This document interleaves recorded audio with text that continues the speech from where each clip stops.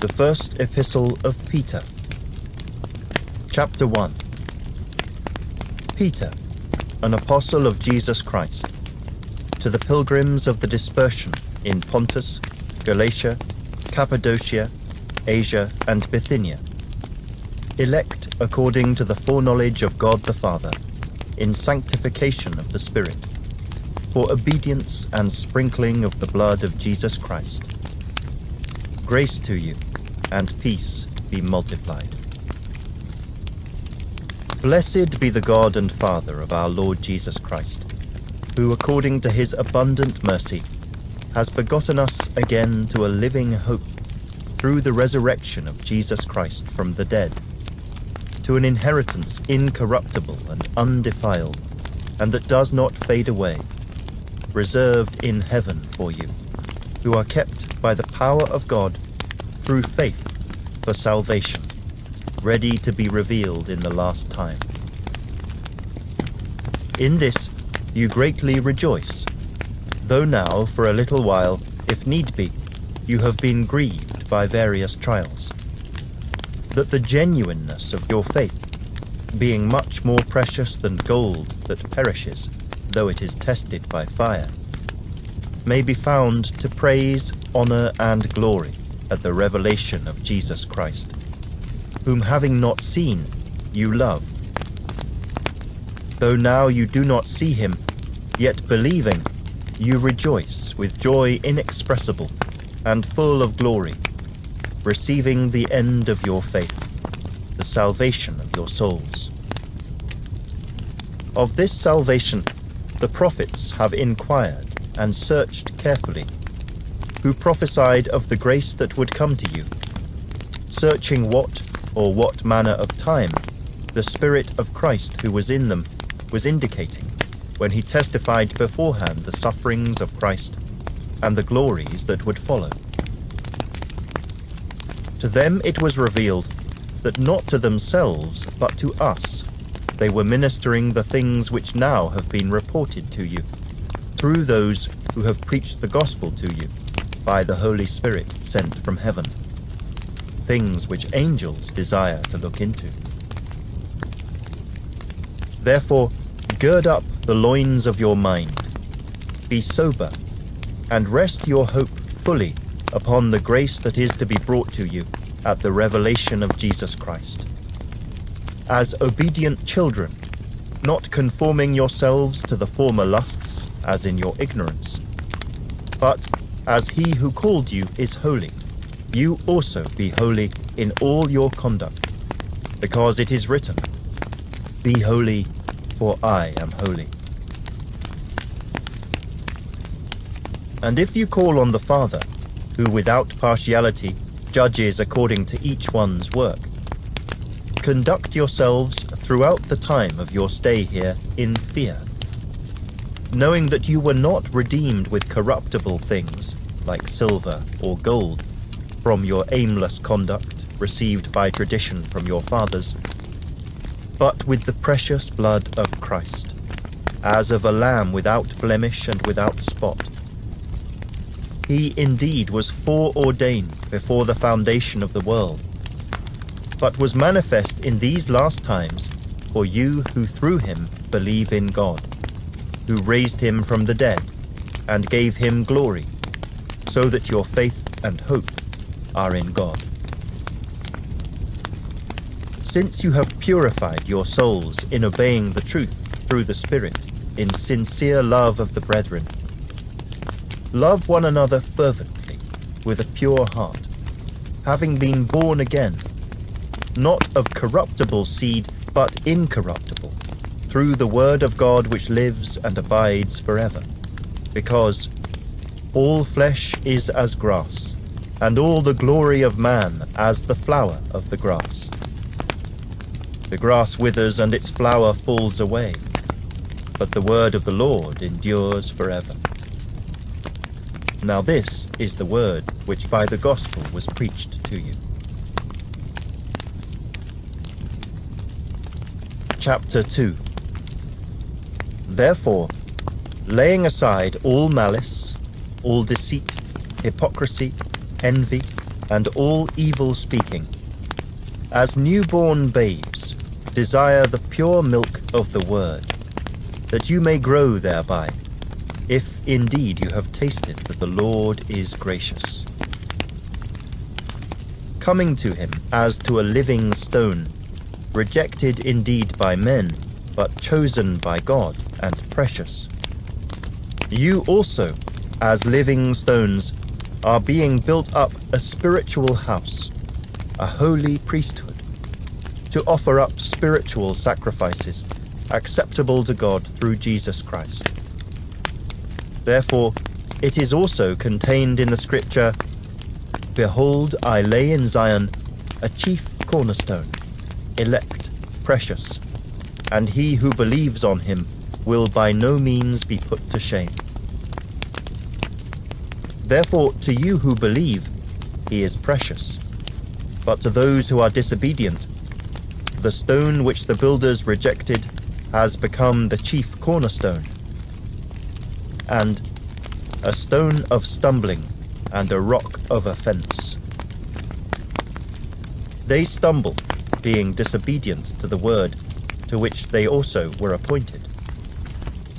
But you are a chosen generation, a royal priesthood, a holy nation, his own special people, that you may proclaim the praises of him who called you out of darkness into his marvelous light, who once were not a people, but are now the people of God, who had not obtained mercy, but now have obtained mercy. Beloved, I beg you as sojourners and pilgrims, abstain from fleshly lusts which war against the soul, having your conduct honorable among the Gentiles, that when they speak against you as evildoers, they may, by your good works which they observe, glorify God in the day of visitation.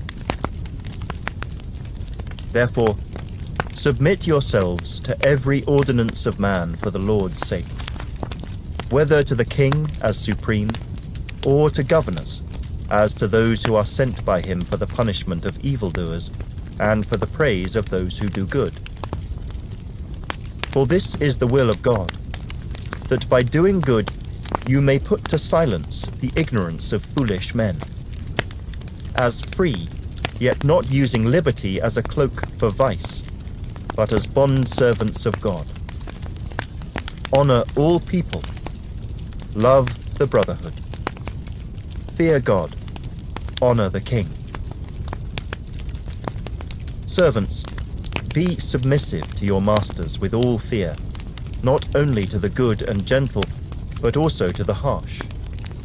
For this is commendable, if, because of conscience toward God, one endures grief, suffering wrongfully. For what credit is it if, when you are beaten for your faults, you take it patiently? But when you do good and suffer, if you take it patiently, this is commendable before God. For to this you were called, because Christ also suffered for us, leaving us an example that you should follow his steps, who committed no sin, nor was deceit found in his mouth, who, when he was reviled, did not revile in return. When he suffered, he did not threaten, but committed himself to him who judges righteously, who himself bore our sins in his own body on the tree, that we, having died to sins, might live for righteousness, by whose stripes you were healed. For you were like sheep going astray, but have now returned to the shepherd and overseer of your souls.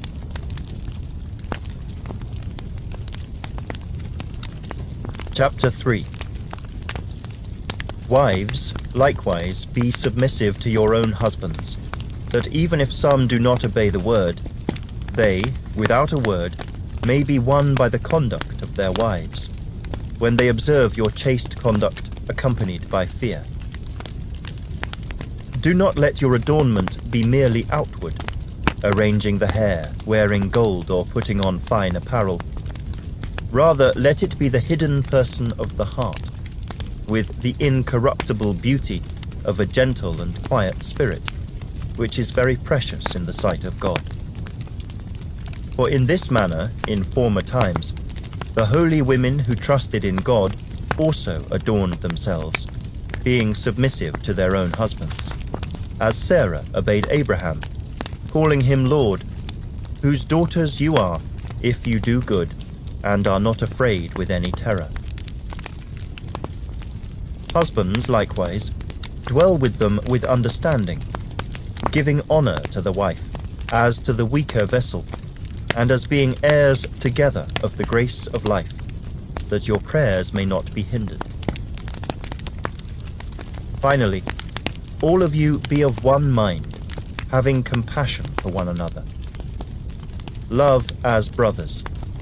Be tender-hearted, be courteous, not returning evil for evil or reviling for reviling, but on the contrary, blessing, knowing that you are called to this, that you may inherit a blessing.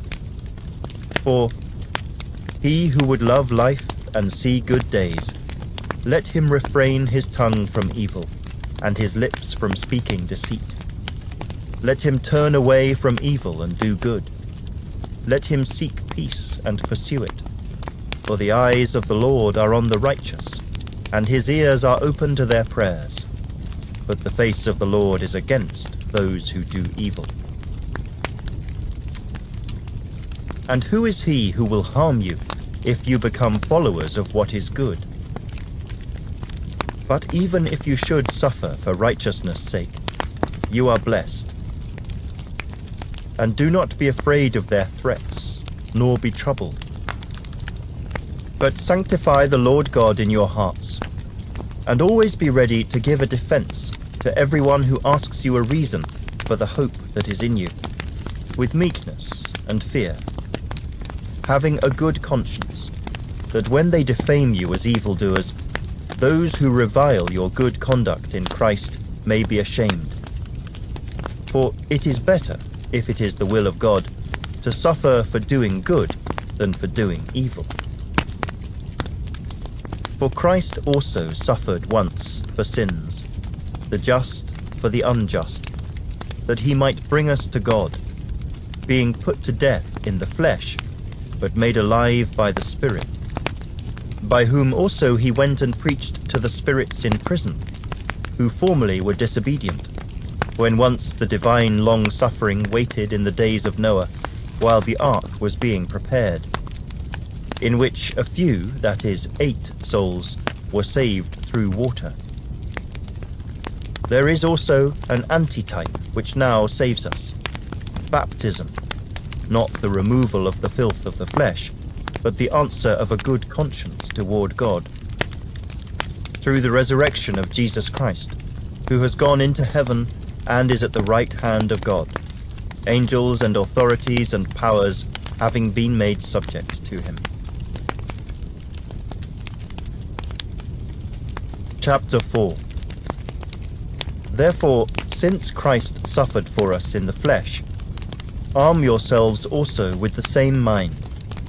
For he who has suffered in the flesh has ceased from sin, that he no longer should live the rest of his time in the flesh for the lusts of men, but for the will of God. For we have spent enough of our past lifetime in doing the will of the Gentiles, when we walked in lewdness, lusts, drunkenness, revelries, drinking parties, and abominable idolatries. In regard to these, they think it strange that you do not run with them in the same flood of dissipation, speaking evil of you. They will give an account to him who is ready to judge the living and the dead. For this reason, the gospel was preached also to those who are dead, that they might be judged according to men in the flesh, but live according to God in the Spirit. But the end of all things is at hand. Therefore be serious and watchful in your prayers. And above all things, have fervent love for one another, for love will cover a multitude of sins. Be hospitable to one another without grumbling. As each one has received a gift, minister it to one another, as good stewards of the manifold grace of God. If anyone speaks, let him speak as the oracles of God. If anyone ministers, let him do it as with the ability which God supplies, that in all things God may be glorified through Jesus Christ, to whom belong the glory and the dominion forever and ever. Amen. Beloved, do not think it strange concerning the fiery trial which is to try you, as though some strange thing happened to you. But rejoice to the extent that you partake of Christ's sufferings, that when his glory is revealed, you may also be glad with exceeding joy. If you are reproached for the name of Christ, blessed are you, for the Spirit of glory and of God rests upon you.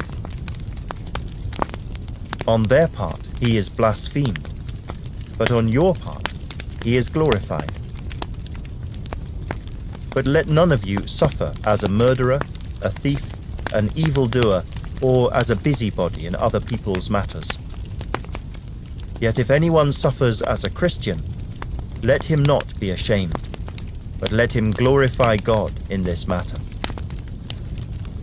For the time has come for judgment to begin at the house of God.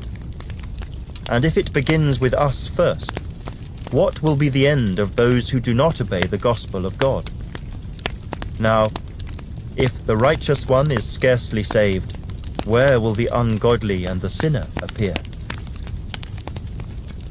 Therefore, let those who suffer according to the will of God commit their souls to him in doing good, as to a faithful Creator. Chapter 5. The elders who are among you I exhort, I who am a fellow elder, and a witness of the sufferings of Christ, and also a partaker of the glory that will be revealed. Shepherd the flock of God which is among you, serving as overseers, not by compulsion, but willingly, not for dishonest gain, but eagerly, nor as being lords over those entrusted to you, but being examples to the flock. And when the chief shepherd appears, you will receive the crown of glory that does not fade away. Likewise, you younger people, submit yourselves to your elders. Yes, all of you be submissive to one another, and be clothed with humility, for God resists the proud, but gives grace to the humble. Therefore, humble yourselves under the mighty hand of God, that he may exalt you in due time, casting all your care upon him, for he cares for you. Be sober, be vigilant, because your adversary, the devil, walks about like a roaring lion, seeking whom he may devour. Resist him, steadfast in the faith, knowing that the same sufferings are experienced by your brotherhood in the world. But may the God of all grace, who called us to his eternal glory by Christ Jesus, after you have suffered a while, perfect, establish, strengthen, and settle you. To him be the glory and the dominion forever and ever. Amen. By Silvanus, our faithful brother as I consider him, I have written to you briefly, exhorting and testifying that this is the true grace of God in which you stand. She who is in Babylon, elect together with you, greets you, and so does Mark, my son. Greet one another with a kiss of love. Peace to you all who are in Christ Jesus. Amen.